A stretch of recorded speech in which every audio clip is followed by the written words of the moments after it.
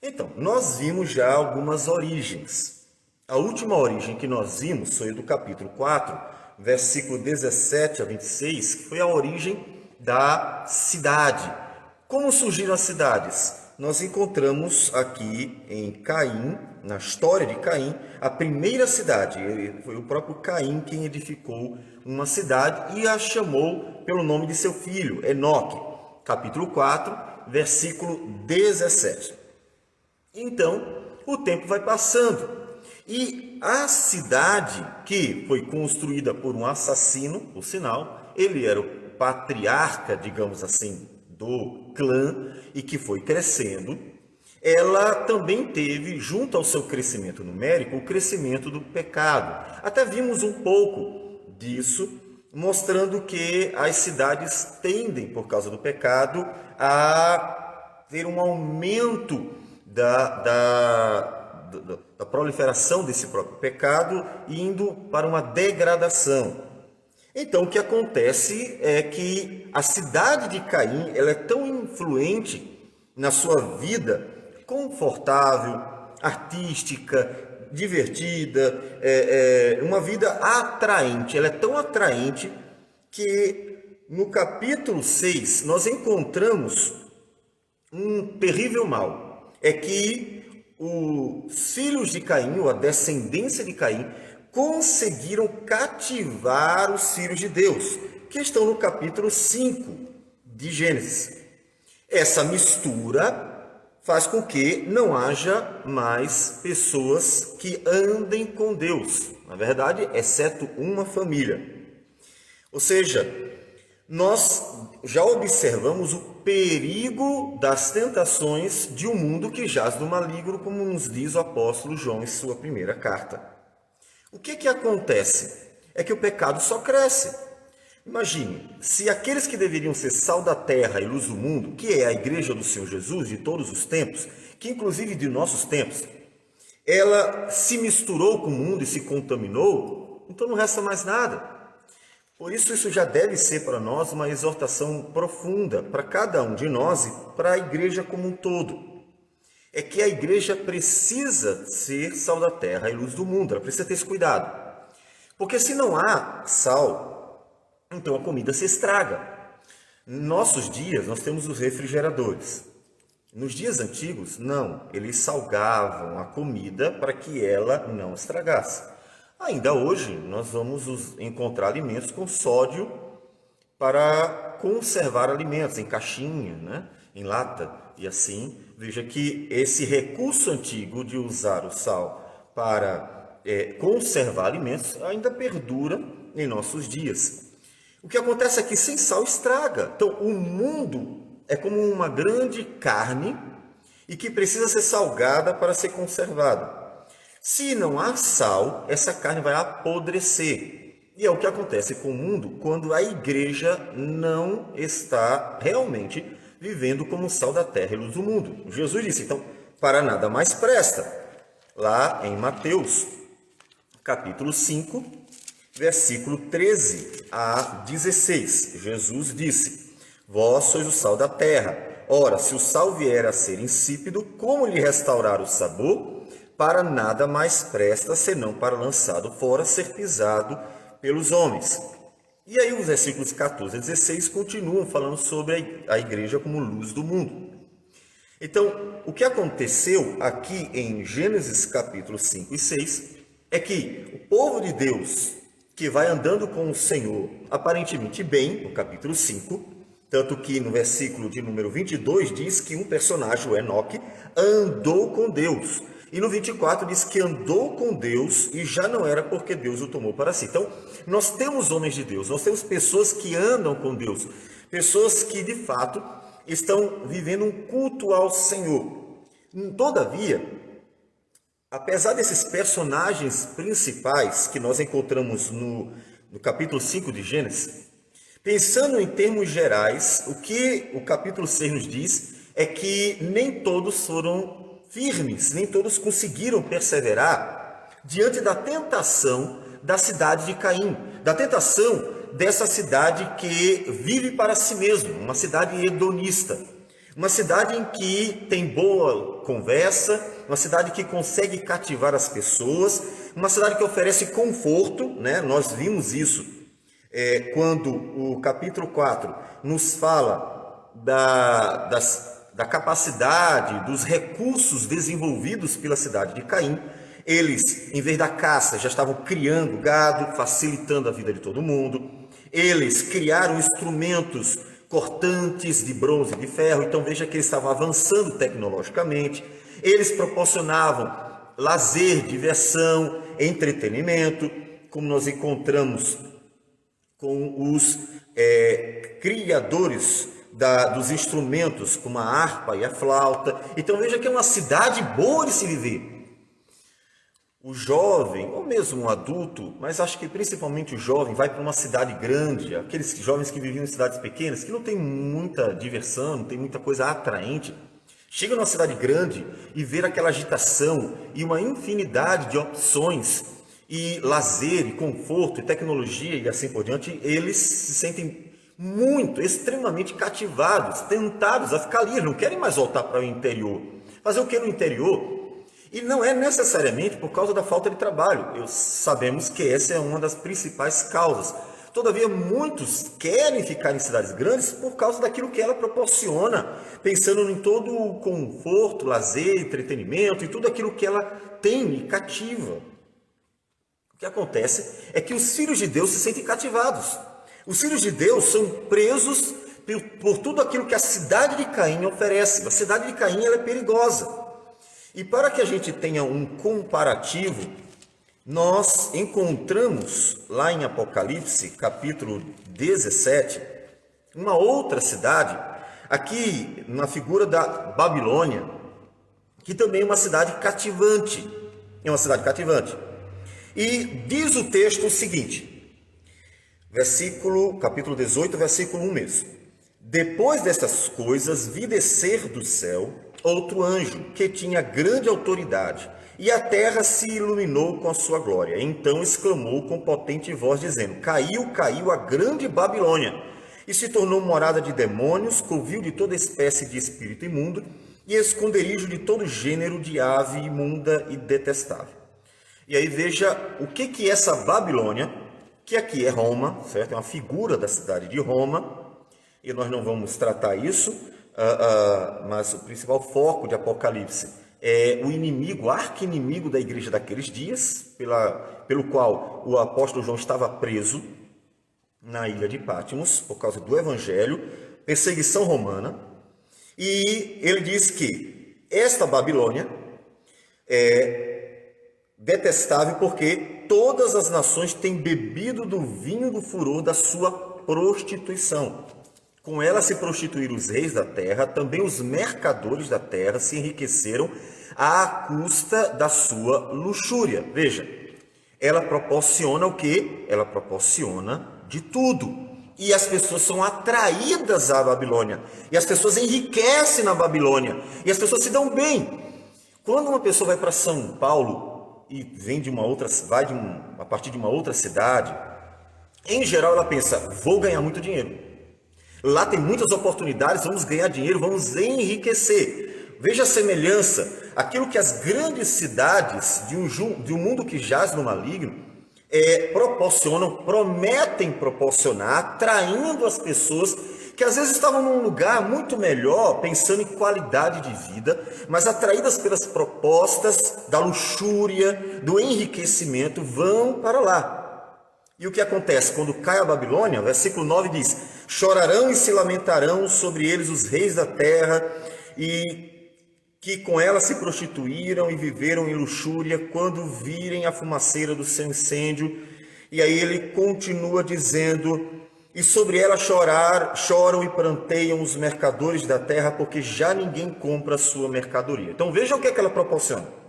Mercadoria de ouro, de prata, de pedras preciosas, de pérolas, de linho finíssimo, de púrpura, de seda, de escarlata, de toda espécie de madeira odorífera, todo gênero de objeto de marfim, toda qualidade de móvel de madeira preciosíssima, de bronze, de ferro e de mármore, e canela de cheiro, e especiarias, incenso, unguento, bálsamo, vinho, azeite, flor de farinha, trigo, gado e ovelhas, e de cavalos de carros, de escravos e até almas humanas.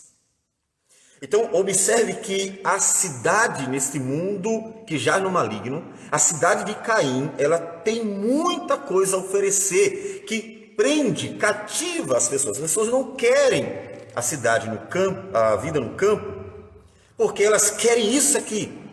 E aqui abre um parênteses, essa é uma grande diferença da Idade Média para a Idade Moderna, que as pessoas não compreendem e criticam o feudalismo em detrimento do capitalismo. É que na Idade Média se cultivava a simplicidade, ainda que nós tivéssemos castelos, ainda que nós tivéssemos nobres, todavia a vida comum era uma vida simples, a vida do campo. O capitalismo, ele não é ruim em si mesmo, mas o mundo o utilizou para construir outra vez as cidades como a Babilônia, luxuosas, cheias de luxúria, cidades de Caim. Tanto é que é o que nós temos hoje. Então, o que acontece é que a cidade de Caim, ela é semelhante à cidade da Babilônia de Apocalipse, que, como nós falamos, é na verdade a cidade de Roma. Então, o que acontece com os filhos de Deus? Eles são atraídos, eles são cativados, eles são aprisionados pela imensa tentação que as cidades de Caim oferecem. São cidades de luxúria e os olhos amam aquilo que alcançam e que é belo ao seu ver. E o que então no capítulo 6 nós temos é que apesar de nós lermos antes, duas linhagens, já não há mais. Capítulo 4, linhagem de Caim, a cidade de Caim. Capítulo 5, a linhagem de Sete, um povo que anda com Deus. Capítulo 6, uma coisa só. O que foi que houve? O que foi que houve é que a cidade de Caim, vamos dizer assim, venceu. Conseguiu cativar o povo de Deus, com todo o seu diálogo, suas promessas. Podemos assemelhar aqui, e aí seria bem interessante, àquela promessa de Satanás a Jesus, quando lá no capítulo 4, Satanás se dirige para Jesus, já no final da tentação, e, versículo 8, levou ainda o diabo a um monte muito alto, mostrou-lhe todos os reinos do mundo e a glória deles, as cidades de Caim. Ele mostrou a glória das cidades de Caim. E aqui eu estou usando o termo cidade de Caim como uma figura para o mundo que jaz no maligno, para as cidades dos homens, as cidades pecadoras, as cidades construídas para glorificar a si mesmas, as cidades hedonistas. Então, ele mostra o que os homens construíram, a glória das cidades. Veja que é uma antiga tentação que está presente em Satanás, mostrar a glória, a luxúria, a beleza aparente, as tentações da cidade. E é o que acontece, versículo 9. E lhe disse, Satanás disse para Jesus, tudo isto te darei, se prostrado me adorares. Veja, é a promessa dada para Jesus, como a promessa que deve ter sido apresentada para os filhos de Sete.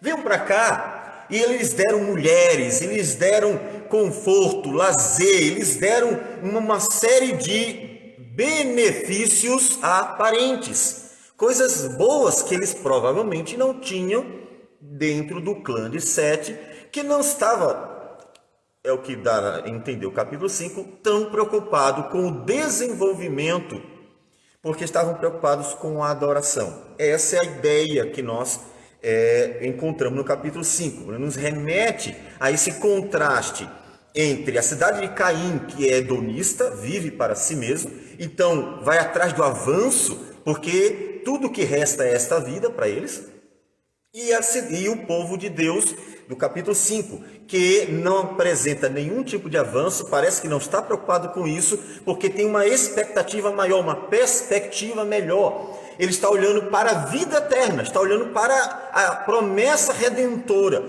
E no capítulo 5 nós encontramos um povo que adora a Deus e não um povo que procura satisfação própria, como no capítulo 4, na cidade de Caim.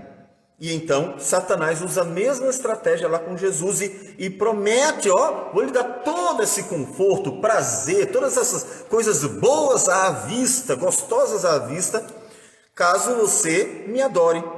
E é quando Jesus repreende Satanás. Então Jesus lhe ordenou: retira-te, Satanás, porque está escrito: o Senhor teu Deus adorarás e só a ele darás culto.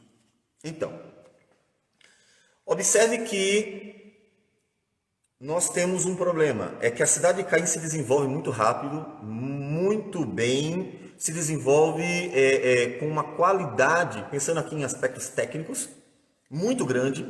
Ela se torna atraente, a cidade de Caim se torna atraente. Então conquistou os olhares até daqueles que eram para ser sal da terra e luz do mundo.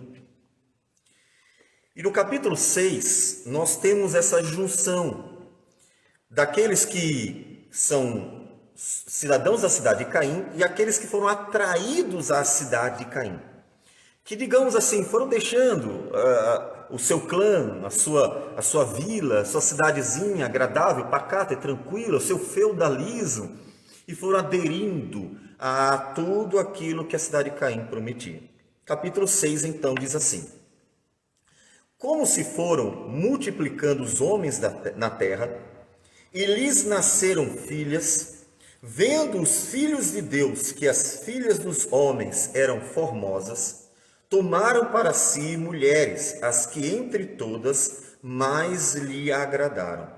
Então disse o Senhor: o meu espírito não agirá para sempre no homem, pois este é carnal, e os seus dias serão 120 anos. Ora, naquele tempo havia gigantes na terra, e também depois, quando os filhos de Deus possuíram as filhas dos homens, as quais lhes deram filhos, estes foram valentes varões de renome na antiguidade. Viu o Senhor que a maldade do homem se havia multiplicado na terra, e que era continuamente mal todo o desígnio do seu coração. Então se arrependeu o Senhor de ter feito o homem na terra, e isto lhe pesou o coração. Disse o Senhor: farei desaparecer da face da terra o homem que criei, o homem e o animal, os répteis, as aves dos céus, porque me arrependo de os haver feito.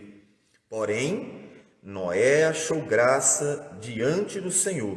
Eis a história de Noé. Noé era homem justo e íntegro entre os seus contemporâneos. Noé andava com Deus. Gerou 3 filhos, Sem, Cã e Jafé. A terra estava corrompida à vista de Deus e cheia de violência. Viu Deus a terra, e eis que estava corrompida, porque todo ser vivente havia corrompido o seu caminho na terra. Então disse Deus a Noé: resolvi dar cabo de toda a carne, porque a terra está cheia de violência dos homens, e eis que o farei perecer juntamente com a terra. Vamos até aqui. O que acontece? Observem que uma única família sobra. No capítulo 6, versículo 5, diz que Noé achou graça. Ele é o principal, ele é o cabeça da sua família, do clã, né? Porque tem seus filhos e a esposa de cada um, Sem, Cã e Jafé. E por meio de Noé, Deus vai salvar essas 8 pessoas. Então, uma grande família, certo? 8 pessoas, de toda a terra. É óbvio que a gente deve perguntar: e cadê os outros? Onde estão os homens do capítulo 5? Se nós fizermos um cálculo direitinho, nós conseguimos ver que esses homens que tiveram um nome destacado, eles estavam morrendo no período do dilúvio. Lembro-me de, há um tempo atrás, ter observado mais ou menos esse cálculo, porque ficou a curiosidade: será que todos eles morreram no dilúvio? Morreram de tal modo que também entrasse no juízo divino? E essa curiosidade me fez tentar observar a possibilidade de calcular aqui pelas datas. E uma coisa curiosa é que eles vão morrer antes do dilúvio. Esses destaques, tá? Nos outros, a questão nossa aqui é com os outros, mas esses de destaque, eles vão morrer antes do dilúvio, como se Deus só trouxesse o dilúvio quando o último homem justo morresse. O último homem que está aqui registrado, que foi um homem que se destacou diante do Senhor, morreu. O dilúvio vem depois. Eles já são idosos, inclusive. O que acontece com os outros? Porque eles tiveram muitos filhos, né? No capítulo 5, é dito que todos eles geraram um filho em especial, é o que é apresentado, destacado. Mas depois que fala desse filho, ele diz, e viveu tantos anos, e gerou filhos e filhas. Então, o povo de Deus não se resume a esses homens de destaque. Pensando em descendentes de Sete, de Enos, eles estavam se multiplicando também. É possível que estivesse multiplicando em maior número do que a cidade de Caim, mas também é possível que estivesse multiplicando em menor número, a gente não tem como mensurar. O fato é que eles têm muitos filhos também. A pergunta é, cadê esses filhos? Cadê esses homens que eram povo de Deus, sal da terra e luz do mundo? Cadê? É nesse ponto que nós vemos que a cidade de Caim, com toda a sua luxúria, conseguiu cativar os filhos de Deus. Por isso que no capítulo 6, ele diz que eles se misturaram. Se misturaram. Já não havia mais dois grupos, já não havia mais duas linhagens. Duas linhagens que vão aparecer na Bíblia toda. E que não tem nada a ver com anjo.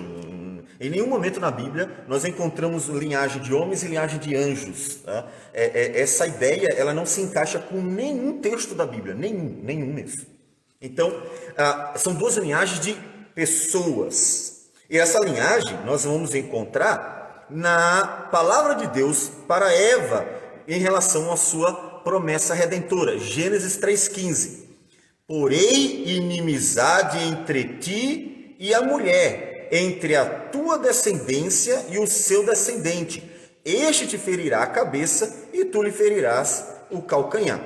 Então, os filhos do maligno, e que na Bíblia vão aparecer não como filhos de anjos, como se Satanás tivesse coabitado com pessoas. Por exemplo, no Novo Testamento, o termo de filhos do maligno é usado para aqueles que são homens maus. E não aparece nenhum anjo coabitando com ninguém. Por exemplo, Jesus se dirige para os judeus e diz assim, vosso pai é o diabo. Porque eles estavam dizendo assim, nós temos um pai que é Deus. Então nós estamos bem, nós estamos salvos. Deus nos ama, nós temos um pai que é Deus. Jesus disse assim, Deus não é o teu pai, o pai de vocês. Vosso pai é o diabo, porque é mentiroso desde o início, como vocês.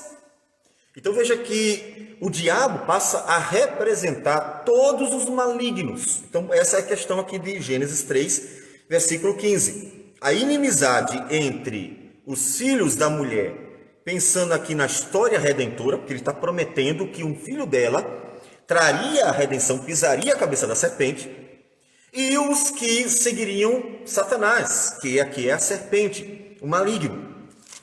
Então essas duas linhagens estão muito bem claras aqui. A cidade de Caim são filhos do maligno. O povo de Deus, os descendentes de Sete, do capítulo 5, são esses descendentes da mulher, que aguardam que um dos filhos dela pise a cabeça da serpente e traga a redenção. Só que no capítulo 6 se misturaram, não há mais. E quando não há mais distinção entre o povo de Deus e o mundo, não há mais sal na terra, a carne apodrece. E é isso que acontece. Veja, nós lemos no capítulo 6 que eles se misturaram de tal modo que Deus olhou e disse, viu o Senhor que a maldade do homem se havia multiplicado. Versículo 5. No versículo 11 ele diz que a terra estava corrompida à vista de Deus e cheia de violência. Isso não foi de uma hora para outra. Isso foi acontecendo gradativamente. Caim constrói uma cidade, oferece todo tipo de luxúria, tudo que é bom à vista, todo tipo de conforto, tecnologia, avanço. Eu tenho frisado, porque essa é a verdade, o conforto, ele é atraente, é gostoso. Quem é que não gosta? Quem prefere, por exemplo, ligar uma TV, mudar de canal, se levantando, indo até a TV, como no passado, do que pegar um controle remoto e, por exemplo, apertar? Quem prefere escrever uma carta, esperar um mês para chegar, do que simplesmente ligar e falar com a pessoa? Então, não é que a tecnologia ela seja ruim em si mesma. Lógico que não, porque não há um pecado no objeto tecnológico. Todavia, a tecnologia é um instrumento que cativa, que atrai. E uma vez que você tem uma casa com toda a tecnologia, um sofá maravilhoso, você não vai querer mais nada, você só quer curtir o que você tem. Então, a tecnologia, ela amolece também as pessoas, porque deixa elas mais confortáveis. Veja que a nossa geração de jovens é uma geração, eu gosto de chamar de jovens velhos, tá? Uma geração envelhecida antes do tempo. Vamos acampar? Não, vamos ficar em casa assistindo um filme. Vamos fazer um evangelismo? Nessa hora. Venha para a escola dominical. A cama está tão confortável.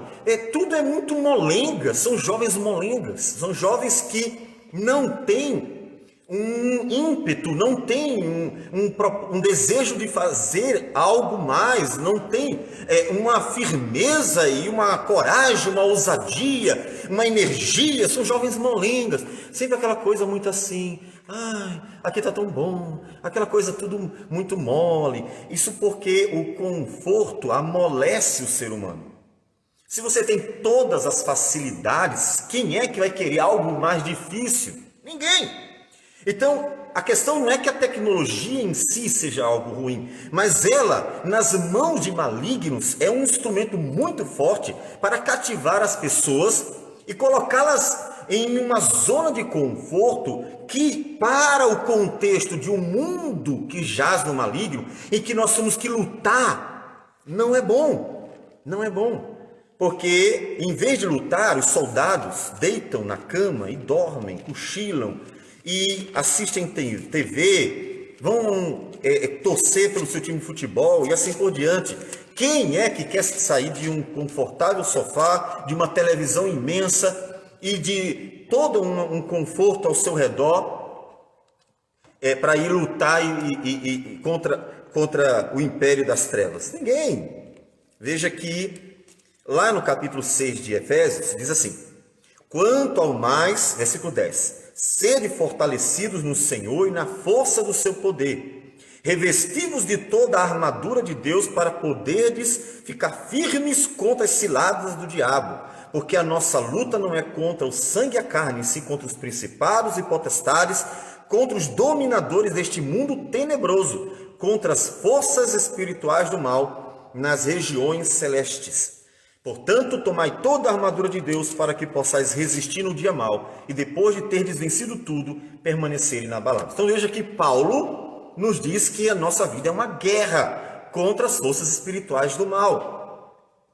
E a cidade de Caim diz: não, descansa, senta aqui nesse sofá confortável, assiste esse filme gostoso, olha, pede um lanche, um fast food. E assim vai. Para que cansar, brigar? Para que confusão? Quando está tudo muito bom, está tudo muito bem. E então, é verdade, as pessoas compram a ideia. As pessoas dizem: olha, é mesmo, paz e amor. Para que brigar quando parece que está tudo bem? Curte a vida. Nessa proposta, caíram os filhos de Deus no capítulo 5. No capítulo 6 não há mais. Não há. Mesma coisa aconteceu em Apocalipse. Roma, que é ali figurada pela Babilônia, uma cidade da luxúria, cativa as pessoas. E ele diz que todos se prostituíram com a cidade da Babilônia, ou seja, se envolveram com seus pecados. Não é necessariamente uma referência à prostituição apenas. Também, mas todos os pecados. A ideia da prostituição na Bíblia, quando fala de cidades, costuma se referir a todo tipo de pecado, normalmente e principalmente a idolatria, porque Deus é o Senhor e as cidades são o marido, né? No Antigo Testamento pensando em Israel, e as cidades são mulheres. Então elas se prostituem quando eles procuram outros deuses que são como os outros homens. Então essa é uma analogia, uma figura que é feita em relação ao relacionamento homem-mulher. Então normalmente a idolatria é o principal pecado quando se fala de prostituição. Mas não é o único, nós vamos encontrar uma referência a vários outros pecados. Então dá para até usar o termo de forma mais abrangente, sabendo que a idolatria é de fato o coração destes pecados. E aqui eles caem. Então não há mais. Veja, o que acontece é a terra toda está corrompida. Quando não há povo de Deus, como sal da terra e luz do mundo, tudo se perde. E isso foi acontecendo aos poucos. O povo de Deus foi aceitando as ideias, foi se contaminando. Daqui a pouco estava tão envolvido que não tinha mais volta. Então, aos poucos. Como nosso propósito é falar do juízo divino, observe uma coisa, é que a misericórdia de Deus é muito grande. No capítulo 6, quando Deus chega para Noé, versículo 13 diz: Então disse Deus a Noé: resolvi dar cabo de toda a carne, porque a terra está cheia de violência dos homens, eis que os farei perecer juntamente com a terra.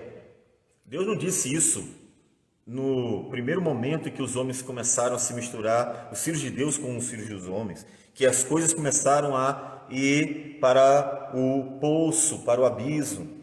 Deus, com muita paciência, foi deixando. Aqui, séculos passam, séculos entre Caim e Noé, séculos em que a cidade de Caim é construída, vai vivendo, vai avançando, os filhos de Deus vão caminhando, começam a se misturar, começa a haver uma troca de mulheres, né? As filhas de Deus sendo dadas à cidade de Caim, as mulheres da cidade de Caim sendo dadas aos filhos de Deus, e aí há uma aliança entre o povo de Deus e os filhos do maligno, que são, no caso, os filhos de Caim. Isso aconteceu durante muito tempo, não foi de uma hora para outra, não. Muito tempo isso vai acontecendo no meio da sociedade. Lá em 2 Coríntios, capítulo 6, Paulo adverte esse perigo. Não vos ponhais em julgo desigual com os incrédulos.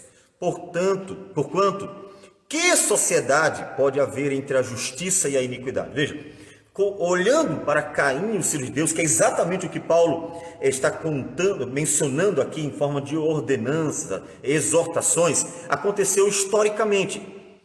Cuidado, não dá para juntar as duas sociedades, não dá. Então, não tem comunhão entre justiça e iniquidade. Ou que comunhão da luz com as trevas? Que harmonia entre Cristo e o maligno? Ou que união do crente com o incrédulo? E ele continua. Então, historicamente aconteceu essa mistura. E não uma única vez, várias vezes na história da humanidade aconteceu isso. Não exatamente igual, mas essa mistura ela vai acontecer em muitas gerações. Aos poucos o povo de Deus vai se misturando e sempre leva a uma contaminação generalizada. Aquela questão do casamento misto, né? Vem um jovem apaixonado, mas ela é melhor do que as meninas da igreja, ou a menina apaixonada, o menino lá de fora. Não, mas olha, não encontrei nenhum tão bom quanto ele é melhor do que todos os outros. Isso é conversa fiada, e ainda que ele possa ter qualidades aparentes, afinal das contas, a moralidade é universal, e inclusive, pensando em um Ocidente, o cristianismo foi responsável por moralizar o cristianismo. Não é uma questão dele ter a aparência de ser bonzinho ou ela tem a aparência de ser boazinha aqui, ali e acolá. É uma questão de que um pertence a Cristo e o outro ao maligno. Ponto final. É uma questão objetiva, não é subjetiva. Se Jesus voltar naquele dia e você perguntar para um jovem ou uma jovem que está apaixonada por alguém que não seja cristão, se você perguntar, se Jesus voltar hoje, quem vai para o céu e quem vai para o inferno? Objetivamente. Eu acho, porque ele é tão bonzinho, Jesus vai considerar. Não, você está enganando sua mente. Isso é algo que não está escrito na Bíblia. Você sabe muito bem, senão a gente nem prega o evangelho, né? Ensina apenas as pessoas a serem boazinhas, né? Se a salvação é por moralidade, então a gente não precisa pregar o evangelho, só precisa que as pessoas sejam boazinhas, né? Então, sabe muito bem que um vai para um lugar, outro vai para o outro. Então, essa é a questão. Ela é objetiva, não é subjetiva. Então veja que o problema vai acontecendo aos poucos. Isso mostra para a gente um elemento fundamental. As misericórdias de Deus, como elas são grandes. Deus vai com paciência suportando, tolerando. Não é de uma hora para outra não, é séculos. Séculos em que Deus está vendo que há uma mistura. Podemos dizer que até advertindo. Porque no capítulo 5, Lameque aparece como um profeta. No capítulo 5, versículo 28, o Lameque, que viveu 182 anos, gerou um filho, pôs-lhe o nome de Noé, dizendo, olha o que Noé diz, este nos consolará dos nossos trabalhos e das fadigas de nossas mãos nesta terra que o Senhor amaldiçoou. Veja que ele é profeta. Ele profetiza que o seu filho Noé será um instrumento de Deus para a salvação. E é o que acontece, né? Ele é um instrumento de Deus para salvar aquela grande família e recomeçar de novo. E veja que o contexto nos mostra que a coisa estava muito ruim. Lameque olha para a terra e diz assim, olha, maldita essa terra. Olha a situação, olha a corrupção generalizada. O Lameque já está incomodado com isso. Lameque mesmo viu e advertiu provavelmente aquela geração quanto ao que estava acontecendo, aos problemas, e profetizou sobre a salvação com a instrumentalidade de Noé, seu filho. Então, ponto que a gente tem que considerar, Deus é muito misericordioso. O juízo divino não é uma coisa assim, olha, aconteceu um problema, juízo divino, cai fogo do céu. Os discípulos que uma vez pediram juízo de Deus, quando Jesus foi indesejado na cidade de... Então eles disseram, Jesus, quer que a gente peça que o Pai mande fogo do céu? Eu disse, calma, não é assim não é desse jeito. Não foi isso que eu ensinei a vocês, não é assim que Deus quer, não é assim. Então, o juízo de Deus não acontece de uma hora para outra. Deus é muito paciente, muito misericordioso. A gente vê isso no Salmo número 2. Abra sua Bíblia no Salmo número 2. Na verdade, é bom que você esteja abrindo a Bíblia o tempo inteiro, porque você vai lendo e vai acompanhando melhor, vai entendendo melhor, e até se surgirem dúvidas, você tem liberdade para colocar nos comentários a sua dúvida. Nós teremos o prazer de posteriormente responder as suas dúvidas, porque o propósito é que todos aprendam a palavra do Senhor. Então, no capítulo 2, melhor dizendo, no Salmo 2, nós temos o seguinte, primeiro versículo. Por que se enfureceram os gentios e os povos imaginam coisas vãs? Os reis da terra se levantam e os príncipes conspiram contra o Senhor e contra o seu ungido, dizendo, rompamos os seus laços e sacudamos de nós as suas algemas. Veja, a rebeldia. Os reis da terra querem distância de Deus. Ele não quer que Deus reine sobre eles. Eles querem autonomia, independência, aquilo que a gente encontra no homem em geral. A democracia nada mais é do que uma expressão de desejo, do desejo do coração pela liberdade política, né? Nós escolhemos os nossos governantes, não queremos ninguém imposto sobre nós, porque na verdade Deus é um rei, é um monarca. Então a democracia é um governo bastante humano, tá? Ele não é um modelo divino, de modo algum a gente encontra. Deus é rei, é monarca, isso é dito de Gênesis a Apocalipse, que Jesus é rei. Então não há uma democracia, há uma monarquia. Então isso é muito claro na Bíblia para a gente estar inventando novidade. É o homem dizendo assim, nós não queremos que ninguém governe, nós não queremos teocracia, nós não queremos um Deus governando sobre nós. Queremos que nós mesmos governemos do nosso jeito, a gente escolhe o nosso caminho. Mesmo assim, Deus ri, né, da rebeldia dos homens, diz o versículo 4, ri-se aquele que habita nos céus, o Senhor zomba deles. Eles não sabem o que estão dizendo, ninguém pode deixar de se submeter a mim, ninguém pode fugir de mim. Ele é Deus, foi Ele que criou todo mundo, quem é que vai fugir da presença dEle? Mas veja que Deus é muito misericordioso. Quando você avança um pouco mais, vai para o versículo 10, veja que Deus diz assim: agora, pois, ó reis, sede prudentes, deixai-vos advertir, juízes da terra. Servi ao Senhor com temor e alegrai-vos nele com tremor. Beijai o filho, porque o filho é o herdeiro, ele falou isso em versículos anteriores, ele é o herdeiro do trono do Pai. Beijai o filho para que se não irrite, e não pereçais no caminho, porque dentro em pouco se lhe inflamará a ira. Bem-aventurados todos os que nele se refugiam. Observe que ele é misericordioso. Ele não simplesmente traz juízo no primeiro momento. Quem são esses rebeldes aí? Opa, traz aqui. Corta a cabeça de um por um. Então, a rainha malvada, né, de Alice no País das Maravilhas, os súditos fazem alguma coisa errada, corta a cabeça! Então, não. Ele não é alguém que está constantemente irado, que quer mostrar sua glória por meio de juízos constantes, que quer que as pessoas apenas tenham medo dele. A frase de Maquiavel é melhor ser temido do que amado. Deus não segue essa filosofia pagã. Ele não quer que as pessoas tenham medo dele. Ele quer, inclusive, que as pessoas amem a Deus.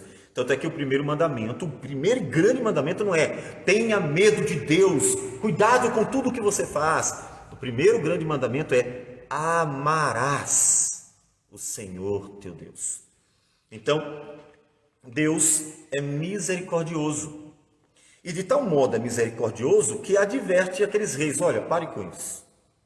Vocês não vão se dar bem. Isso é besteira. Se rebelar contra quem criou vocês, isso é burrice. Para com isso. Olha, se voltem para meu filho e tudo vai dar certo. Tanto é que o Salmo termina dizendo: bem-aventurados todos os que nele se refugiam. Olha, todos os que seguem o que eu estou dizendo, todos os que obedecem, todos os que caminham com meu filho, se dão bem. Então, a misericórdia de Deus é mostrada. Então, para o juízo de Deus ser derramado, é preciso tempo. Esse é um elemento fundamental. Então, o que acontece? Muito tempo passou, séculos. Só que o homem foi só piorando. É como nossos dias. A coisa está só indo de mal a pior. Nós temos um país que está em decadência. A política está em decadência em todas as esferas, até eclesiástica. Então está tudo em decadência. As pessoas estão se destruindo. A maldade, a moralidade está indo tudo de mal a pior. Então o que acontece? Deus é paciente, vai aguentando. O mundo está piorando e Deus está aguentando.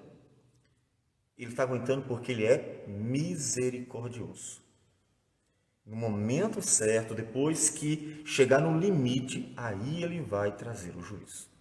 Então, veja que na teologia dos juízos de Deus, nós conseguimos ver um elemento fundamental, talvez o mais importante, é que Deus é muito misericordioso. Muito misericordioso.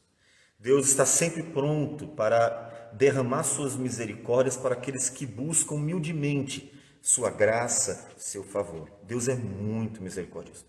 Esse é um elemento fundamental para nós aprendermos, tanto porque isso conforta o nosso coração, porque quando erramos, sabemos que podemos buscar em Deus misericórdia quando somos verdadeiramente sinceros no nosso desejo de buscar graça nele, para uma vida agradável a Ele, mas também é muito importante para que a gente haja como Deus. Lembre-se que na geração de Jesus, os fariseus, os saduceus, os escribas, os doutores da lei, eles eram terríveis. Eles eram homens que se achavam melhores que todos os outros e não tinham nem um pouco de misericórdia, tanto que Jesus cita o profeta dizendo: misericórdia quero e não holocausto. Se vocês tivessem aprendido isso, não teriam condenado inocentes. Ele é muito misericordioso em uma geração sem misericórdia. Então, para nós aprendermos a misericórdia, o juízo de Deus não acontece de uma hora para outra, demora. E Pedro diz, olha, considerem a paciência de Deus, porque ela é boa. Significa que muitas pessoas poderão ser salvas. Inclusive você foi salvo pela paciência de Deus, porque se Deus não tivesse paciência, teria condenado há muito tempo atrás. Afinal, número de pecados é que não falta. Então a misericórdia de Deus é um elemento fundamental.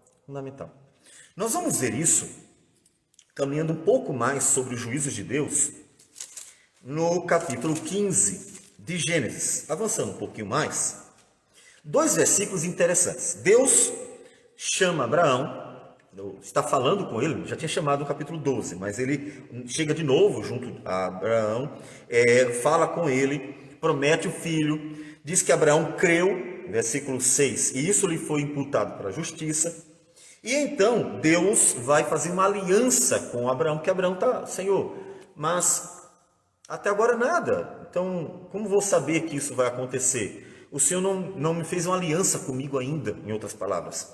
E então ele vai fazer uma aliança com Abraão. Abraão cai no sono profundo, é naquele momento em que os animais que Abraão cortou para fazer a aliança com Deus, e o fogo, né, que representava Deus, passa com a assinatura de Deus, né, passa ali entre os animais, Deus se comprometendo numa aliança a fazer aquilo que havia prometido para Abraão.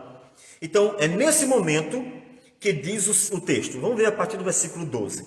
Ao pôr do sol, capítulo 15 de Gênesis, versículo 12. Ao pôr do sol caiu profundo sono sobre Abrão, e grande pavor e cerradas trevas o acometeram.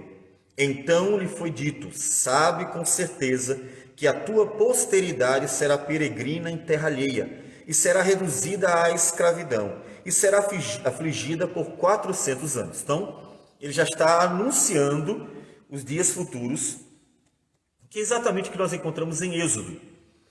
E nós vamos para Êxodo, quando o Egito escraviza os filhos de Israel. É exatamente isso aqui. Só que isso durou lá em Êxodo, a gente chega com um capítulo, né? Vai de Gênesis para Êxodo, parece que é de um dia para o outro, mas na verdade 400 anos se passaram entre o final do capítulo de Gênesis e o início de Êxodo, 400 anos. Mas também eu julgarei a gente a que tem de sujeitar-se, e depois sairão com grande riqueza. Veja o primeiro ponto. Deus, em Êxodo, julga o Egito. Mas não aconteceu de uma hora para outra o problema. Deus julgou o Egito, e nós temos do capítulo 1 ao 15, todo aquele enredo falando do cativeiro de Israel, das advertências de Deus, as manifestações, os sinais divinos e o juízo de Deus sobre os deuses do Egito, sobre o próprio Egito, que são as pragas, as 10 pragas, até que eles saem e no final morrem ali no mar que se abre, não é? Então, há um juízo sobre o Egito. Todavia, veja que 400 anos se passaram entre Gênesis e Êxodo. Então também não foi de uma hora para outra. Uma nação que foi julgada porque foi advertida inúmeras vezes e não deu ouvidos, não deu atenção. Versículo 15, Gênesis 15, 15. E tu irás com os teus pais em paz, serás sepultado em ditosa velhice. Na 4ª geração, tornarão para aqui, porque não se encheu ainda a medida da iniquidade dos amorreus. Esse versículo. Veja que no 14 ele fala do juízo sobre o Egito, que durante séculos faz maldade. Agora nós temos o juízo de Deus sobre os cananeus, né? Então pensar, tem vários povos em Canaã. E esses povos todos serão retirados, porque Deus deu a Abraão a terra de Canaã. Só que não seria dado agora. Por que não agora? Porque a iniquidade, a medida, ainda não se encheu. Ou seja, esses povos cananeus, os povos de Canaã, são pecadores, fazem muita coisa errada, mas eu ainda darei tempo a eles.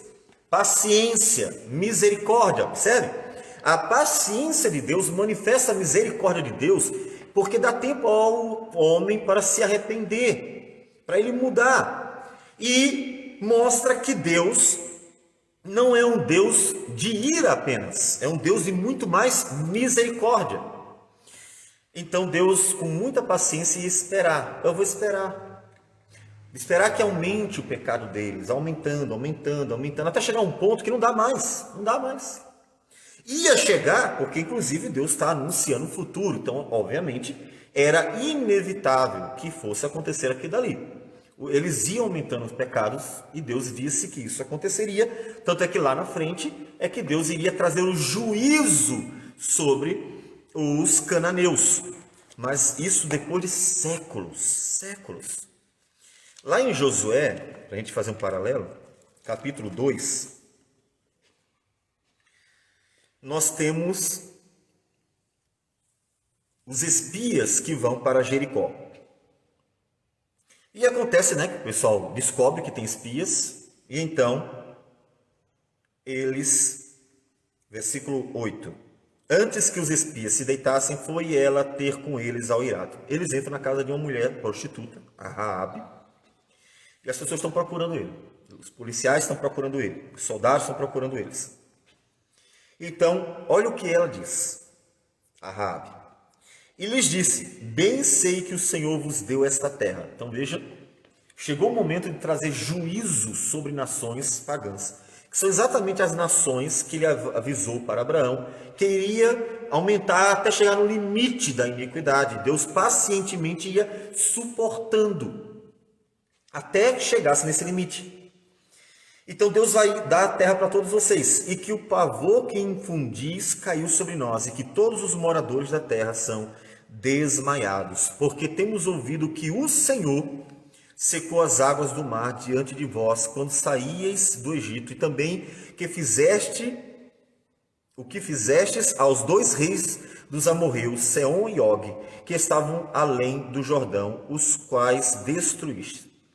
Ouvindo isto, desmaiou-nos o coração, e em ninguém mais há ânimo algum, por causa da vossa presença, porque o Senhor vosso Deus é Deus em cima nos céus e embaixo na terra.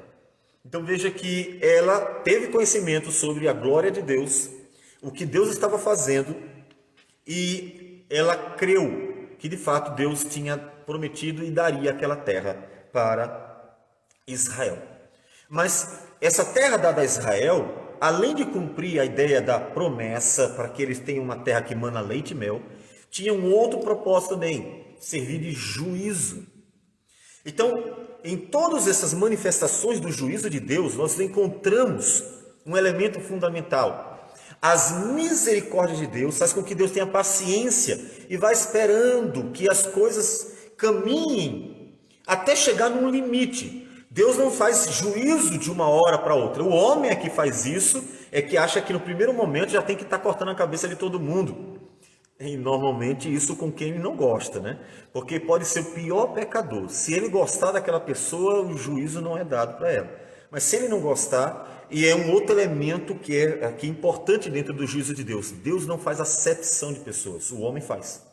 A politicagem é exatamente essa acepção de pessoas. A gente prejudica quem quer e não prejudica também quem quer. Então, tudo é feito de acordo com o coração do homem, de acordo com a própria vontade do homem, para fazer aquilo que ele acha melhor. Não é justo. Então, o juízo de Deus não é assim.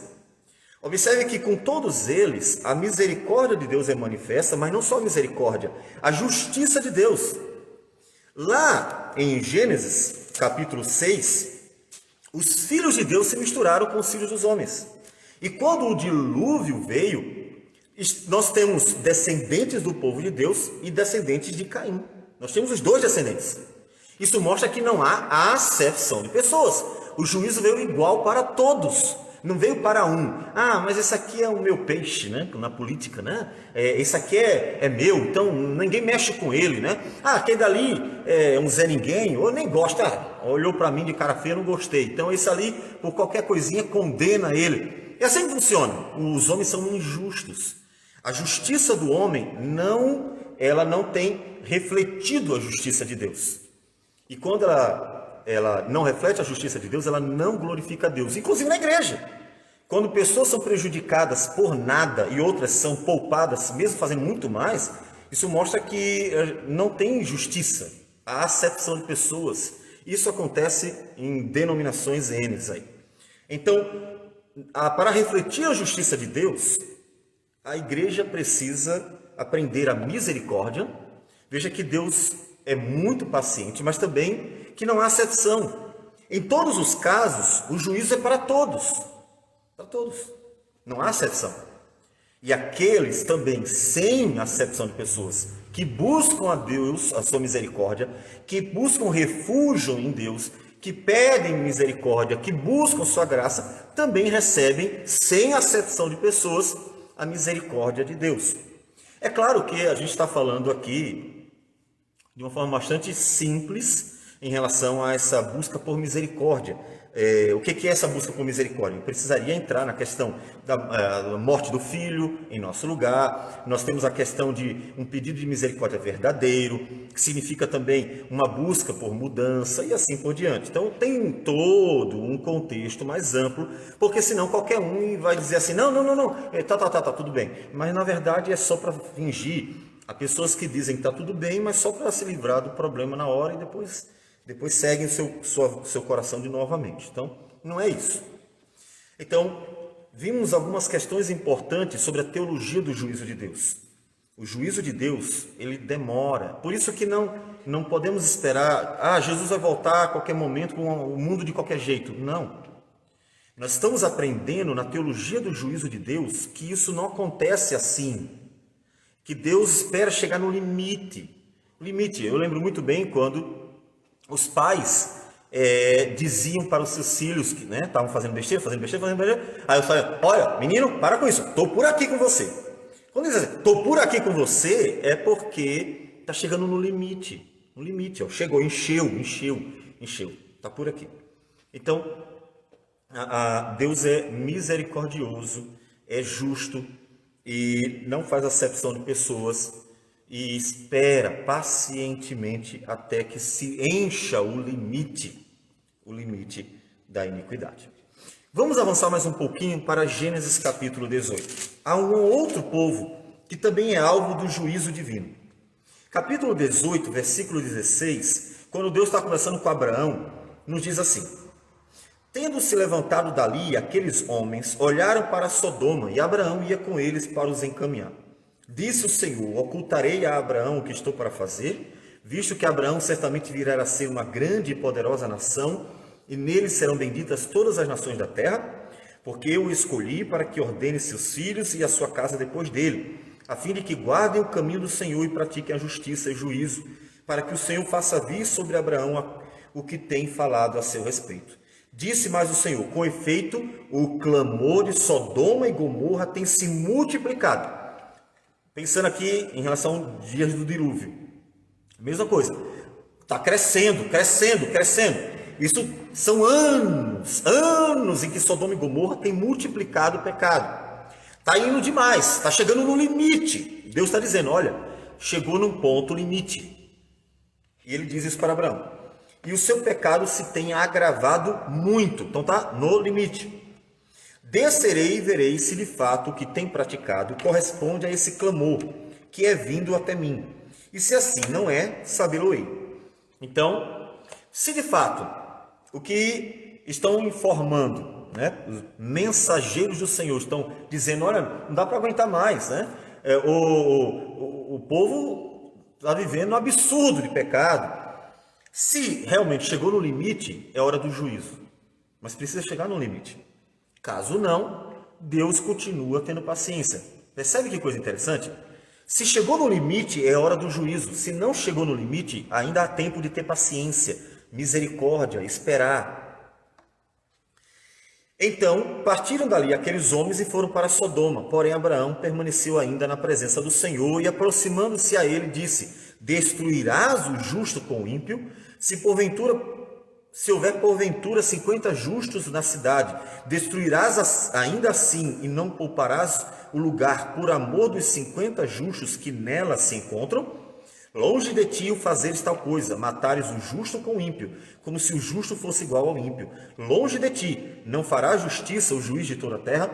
Veja alguns elementos fundamentais aqui. Primeiro, Deus sabe quem é o justo e quem é o ímpio.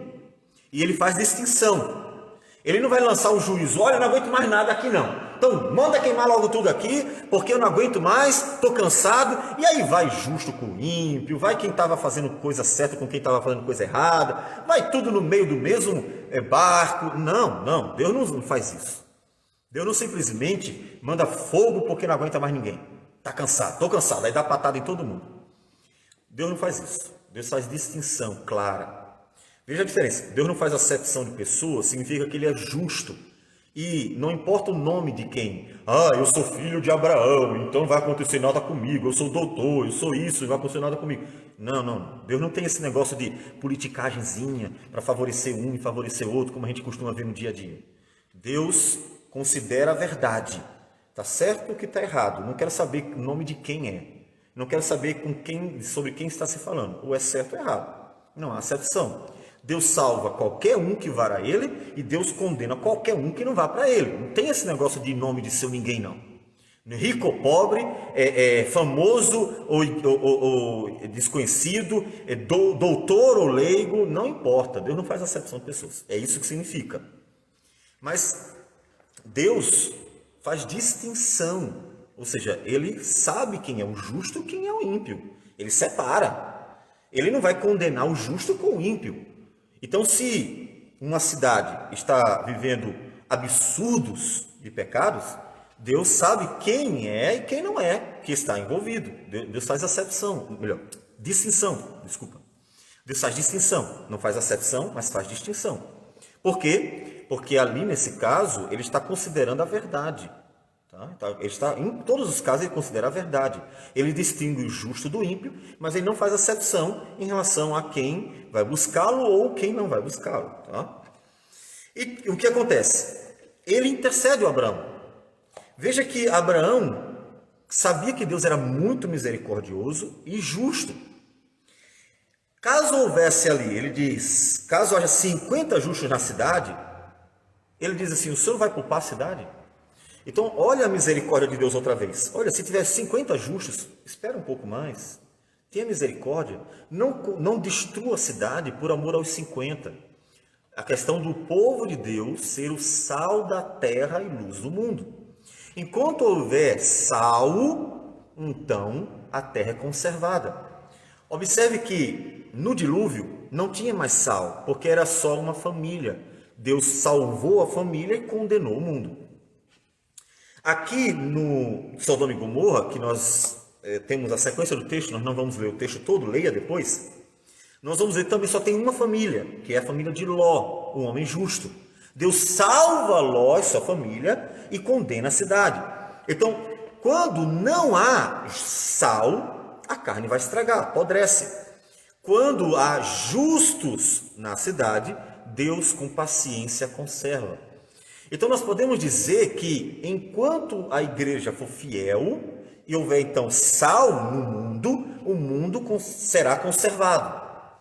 Nós vamos percebendo pela teologia dos juízos de Deus que o juízo de Deus não vem enquanto o mundo tiver um número significativo de sal, de povo de Deus, de justos, de pessoas que andam com Deus, que amam a Deus. Por amor a estes justos, Deus conserva. Então, na teologia dos juízos de Deus, nós esperamos que para acontecer o juízo divino é preciso que não haja mais quase ninguém. Não é ninguém, porque em todos eles acontece de ter apenas uma família. Então, é um número muito pequeno. É um remanescente fiel pequenininho. Então, o Abraão diz: Senhor, se houver um número significativo, conserve a cidade. Ele vai diminuindo, inclusive, esse número, né? Vai conversando com Deus, conversando, e chega ali, no final, ele pede, Senhor, e se houver 10 justos, né? Respondeu o Senhor, não a destruirei por amor dos 10. Então, se houvesse 10 justos na cidade de Sodoma e Gomorra, Deus pouparia. Então, veja, misericórdia, paciência, distinção entre justos e injustos. Deus trataria aquela cidade por amor aos justos com misericórdia, com paciência, ele esperaria. Então, o juízo de Deus é um juízo demorado porque a paciência de Deus faz com que haja oportunidade de arrependimento, de mudança. Isso glorifica as misericórdias de Deus. A paciência de Deus na aplicação do juízo glorifica as misericórdias de Deus. Isso é muito bom, isso é maravilhoso, na verdade. E lá na frente, eu gostaria de dar um salto bem grande, que, na verdade, acontecem várias manifestações de juízo de Deus, inclusive sobre Israel. Não definitivo, mas os castigos de Deus foi suportando. O cativeiro para a Babilônia, por exemplo, foi o Deus chegou no limite, não dá mais. O fim das tribos do norte, aí sim, o fim mesmo, porque as tribos do norte, elas não só vão para cativeiro, elas são destruídas, né? Elas se misturam com os povos pagãos, de forma que elas acabam as tribos do norte. Então, o juízo de Deus também chegou para Israel, mas chegou depois de muito tempo, em que profetas anunciaram a palavra, chamaram ao arrependimento, Deus advertiu diversas vezes, e assim a misericórdia de Deus foi mostrada durante gerações e mais gerações, até que até Israel teve o fim. Veja, Deus não faz acepção de pessoas. Israel, chamado pelo nome de Deus, mas que viveu uma vida completamente à parte de Deus, voltada à idolatria tanto quanto os outros povos, também viu o juízo de Deus, também viu a condenação do Senhor. Então veja, Deus não faz acepção de pessoas. Ao mesmo tempo em que Deus, em manifestações de juízo, no caso de Jericó, a Raabe, no caso de Sodoma e Gomorra, Ló, no caso do dilúvio, Noé, e assim nessas manifestações de juízo, Deus faz distinção entre o justo e o ímpio, ainda que não faça acepção de pessoas. Então, Deus, com muita paciência, foi suportando. E no capítulo 23 de Mateus, nós encontramos mais uma palavra de Deus sobre o juízo que viria ao seu povo. Capítulo 23 de Mateus, versículo 37, diz assim, Jesus falando para a sua geração: Jerusalém, Jerusalém, que matas os profetas e apedrejas os que te foram enviados.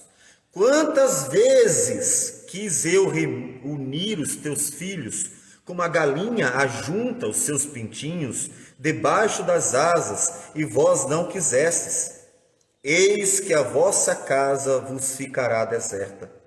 Declaro-vos, pois, que desde agora já não me vereis, até que venhais a dizer: bendito que vem em nome do Senhor. Tendo Jesus saído do templo, ia se retirando, quando se aproximaram dele os seus discípulos para lhe mostrar as construções do templo. Ele, porém, lhes disse: não vedes tudo isso? Em verdade vos digo que não ficará aqui pedra sobre pedra que não seja derribada. Veja que Jesus, anuncia o juízo sobre Jerusalém. A mesma coisa que Deus fez com outros povos, agora acontecer com Jerusalém. Veja que os elementos estão presentes. Mesma questão, paciência de Deus, misericórdia de Deus, advertência da parte de Deus. E quando nós estudamos o Novo Testamento e vemos que mesmo Jerusalém sendo destruída, lá em 70, não aparece nos evangelhos, mas em 70 tendo sido destruída por Roma, nós vemos que pessoas foram salvas, Deus fez distinção. Veja, não fez acepção de pessoas, não quis saber se era doutor, não era doutor, rico ou pobre, se era sacerdote ou leigo, Deus não quis saber de nada disso. Ele não fez acepção de pessoas, mas fez distinção, tanto que os cristãos que eram judeus, ou judeus que eram cristãos, eles foram salvos, não foram condenados juntamente com os demais. E Deus mesmo advertiu. Quando é que a gente vê isso aí? Essa distinção entre eles.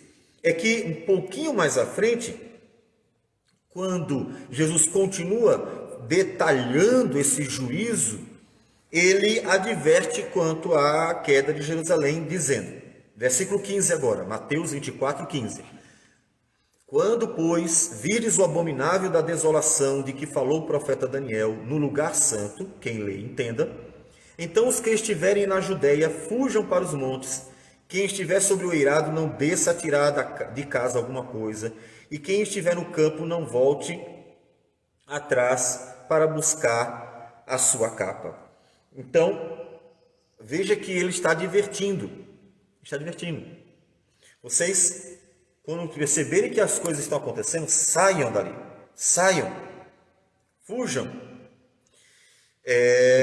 Isso mostra que Jesus estava dando à sua igreja um escape no dia que o juízo viesse sobre Jerusalém. Isso tudo vai se aplicar também nos dias vindouros que nós esperamos. O nosso propósito é mostrar um pouco da teologia do juízo divino. Poderíamos tratar mais algumas questões, mas a gente não quer se demorar muito. E para que a gente possa mostrar, aplicar ou relacionar a teologia do juízo divino ao que nós esperamos no futuro, vamos para Apocalipse, capítulo 20, versículo de 7 a 10. Apocalipse 20, de 7 a 10. Nesse texto, ele vai falar exatamente dos últimos dias, o último mesmo, o período final da história humana. Nós vemos antes muito sendo dito sobre a queda de Roma, o juízo de Deus relacionado à queda da cidade de Roma, que era o arqui-inimigo da igreja. Mas agora ele fala já do final da história. E diz assim o versículo 7 de Apocalipse 20. Quando, porém, se completarem os 1000 anos, Satanás será solto da sua prisão e sairá a seduzir as nações que há nos 4 cantos da terra, Gog e Magog, a fim de reuni-las para a peleja. O número dessas é como a areia do mar. Então veja o primeiro elemento dos juízos, do contexto dos juízos de Deus presente já aqui. Que elemento é esse? A amplitude da desmoralização da sociedade. Ou seja, o pecado vai se proliferar muito. Ele diz o quê? Que vai seduzir as nações que há nos 4 cantos da terra. Observe que para um juízo global será necessário uma perversão global. Então, se as coisas estão indo bem, então não vai esperar um juízo divino em dias bons. Então, esse é um ponto fundamental. Deus não traz juízo quando tudo está bem. Até porque não faria qualquer sentido. É como se você chegasse e batesse no seu filho sem ele ter feito nada. Ele olharia para você e disse, mas pai, o que eu fiz? O juízo de Deus vem quando as coisas estão muito ruins. Lembre, é quando a iniquidade chega ao limite. Os 4 cantos da terra seduzidos por Satanás significa que a proliferação do pecado chegará ao limite. Outra vez, aquilo que foi dito sobre o dilúvio acontecerá no dia do juízo final. A terra estava corrompida à vista de Deus e cheia de violência.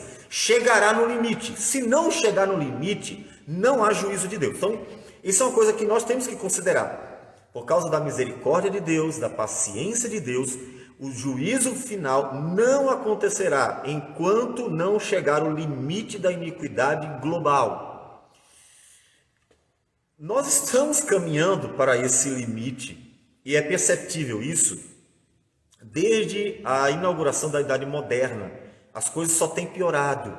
Nós temos mostrado isso em alguns estudos anteriores sobre, a desvalorização do sexo masculino, por exemplo. Nós estamos indo para uma amplitude da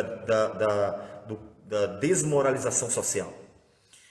O que que acontece? É que isso acontece aos poucos, né? Não é de uma hora para outra. Então, não espere que num dia para o outro isso aconteça. Isso demora. Veja, nós temos 500 anos pensando aqui da Idade Moderna para cá. Então, essa desmoralização ela é gradativa, aos poucos, mas ela está acontecendo. Observe que a globalização, o advento da internet, a conexão entre as pessoas, o inglês como uma língua comum para todo mundo, tudo isso se torna um instrumento viabilizador para a desmoralização global da sociedade. Ou seja, nós estamos caminhando para um mundo que vai chegar, como nos dias do dilúvio, a uma corrupção generalizada e absurda. E esses elementos mostram isso. Porque quando o homem está conectado, ele então une forças para aumentar o pecado. Portanto, nós já podemos considerar que o contexto em que nós vivemos, ele mostra que as coisas estão caminhando para isso. Porque nós temos elementos que viabilizam uma língua comum, uma rede que liga todos os homens do mundo inteiro, o próprio conforto, a tecnologia que acomoda as pessoas, até o povo de Deus fica acomodado. Tudo isso está apontando para uma corrupção universal, global do homem, né? Pensando aqui chegar no limite da iniquidade, ou seja, o mundo chegar num patamar insustentável de pecado. Então, primeiro isso tem que acontecer para que, de fato, o juízo de Deus venha. Isso que nós encontramos aqui em Apocalipse capítulo 20. E só quando isso acontecer é que o juízo de Deus virá. Relacionado à igreja, se vamos chegar a um patamar insustentável de corrupção, significa que a igreja caiu. É a mesma coisa de Gênesis. Veja que a descendência de Sete foi se contaminando, foi reduzindo o número de homens de Deus que estavam ali para fazer diferença. Então, se a corrupção aumenta, significa que o número do povo de Deus, daqueles que vão lutar contra, também diminuiu. Ou diminuiu. Portanto, é inversamente proporcional. Aumenta o pecado, diminui o povo de Deus. Diminui o povo de Deus, aumenta o pecado. Somente nesse contexto o juízo final virá. Porque Deus traz juízo quando tudo chega no limite. Chegou no limite, não aguentamos mais. Chegou no limite, aí Deus traz o juízo. Então, algumas aplicações para nós. A igreja é o sal da terra. Então, se a igreja é o sal da terra, ela é importante para conservar o mundo. Enquanto houver uma igreja fiel na terra, nós vamos ter um mundo conservado por causa das misericórdias de Deus, que são grandes. Deus preserva a sociedade por amor aos justos que estão nela. Ele mostrou isso antes. Se nós encontramos uma contaminação, uma corrupção da igreja, então isso é um sinal de juízo se aproximando. A igreja se corrompeu, já não temos mais um número significativo, já não há mais sal na terra, então lança fora para ser pisada pelos homens. Isso significa que o juízo de Deus pode estar vindo próximo. Então, isso são indícios que a Escritura nos dá dos juízos anteriores, para que nós saibamos como é que vai vir o juízo futuro. Jesus disse que nós deveríamos saber ler os sinais do tempo. Mas os sinais do tempo foram dados no passado. Há muitos sinais de como Deus age, de como Deus opera. Se você conhece Deus, você sabe como é que Deus age. Se você não conhece a Deus, aí fica inventando novidade, especulando, conjecturando e imaginando possibilidades, quando Deus já disse como é que vai ser. Então, fique atento aos sinais do tempo. Deus disse como é que Ele opera. Deus disse como é que Ele age, tanto para a salvação quanto para a condenação. O que você precisa é apenas ter esse conhecimento, porque aí você estará aguardando aquilo que Deus já mostrou que há de fazer e como há de fazer. Pois bem, que nós, como igreja, glorifiquemos a Deus com fidelidade e deixemos que o tempo do juízo virá. E virá quando tudo apontar para a necessidade do juízo vindouro. Que nós, então, glorifiquemos a Deus com paciência, como Ele é paciente, e apliquemos a nossa vida o modo como Deus trata, como o juízo, como Deus julga, no tempo que Deus julga, para que nós apliquemos também nas nossas relações, com misericórdia, com paciência, sem fazer acepção de pessoas, mas distinguindo pessoas e assim por diante. Tudo isso é aplicável às nossas relações pessoais e glorifica a Deus, porque sempre que o homem faz justiça, sempre que o homem é misericordioso, de fato, ele glorifica a Deus, porque Deus é justo e misericordioso.